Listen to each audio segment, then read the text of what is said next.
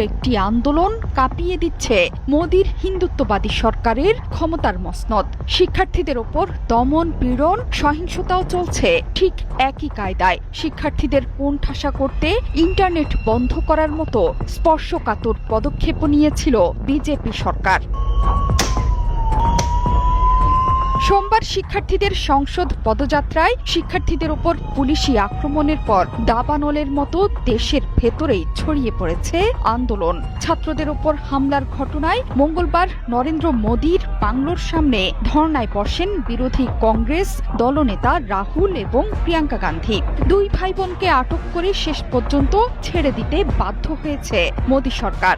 এই আন্দোলনে যুক্ত হয়েছে হাজার হাজার কৃষকও। তেলাপোকাদের পাশে থাকার ঘোষণা নিয়ে মাঠে নেমেছেন তৃণমূল নেত্রী মমতা বন্দ্যোপাধ্যায়ও। হাসপাতালে এখনও অনশন চালিয়ে যাচ্ছেন শিক্ষাবিদ সোনম ওয়াংচুক।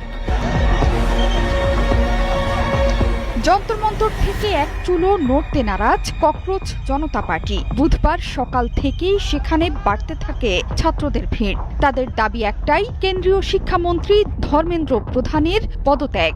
যদিও এই বিক্ষোভ সরকারের কাছে আউট অফ সিলেবাস বলে কটাক্ষ করেছেন তৃণমূল সাংসদ মহুয়া মৈত্র।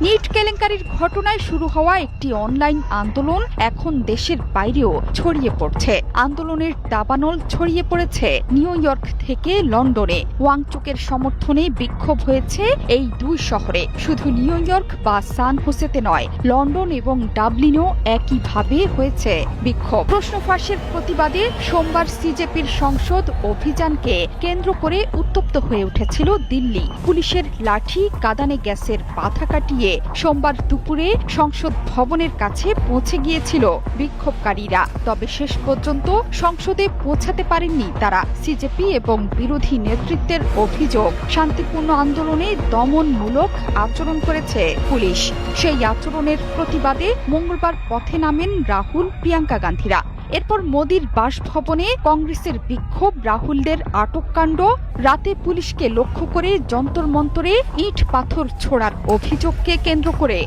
কয়েক গুণ বেড়ে গেছে উত্তেজনার পারদ। বাংলাদেশে ২৪ জুলাই গণঅভ্যুত্থান রুখতে কি না করেছিল তৎকালীন সরকার। ছাত্রদের ওপর পুলিশি নির্যাতন সহ্যের সব সীমা অতিক্রম করেছিল। ইন্টারনেট বন্ধের উত্তাল সেই সময়টা এখনো মনে করলে শিউরে ওঠেন অনেকেই। একটি ছোট বিক্ষোভ ধীরে ধীরে রূপ নেয় সরকার পতনের আন্দোলনে। ২৪ সেই আন্দোলন আর আজকের ভারতের দৃশ্যপট যেন একই রকমের। মোদি সরকার ইন্টারনেটের মেসেজিং অ্যাপগুলোর ওপর নজরদারি শুরু করেছে। ব্যক্তিগত গোপনীয়তায় করছে হস্তক্ষেপ। বিভিন্ন রাজ্য থেকে দিল্লিতে আসা নাগরিকদের ব্যাপারে খোঁজ খবর নিচ্ছে গোয়েন্দা সংস্থাগুলো।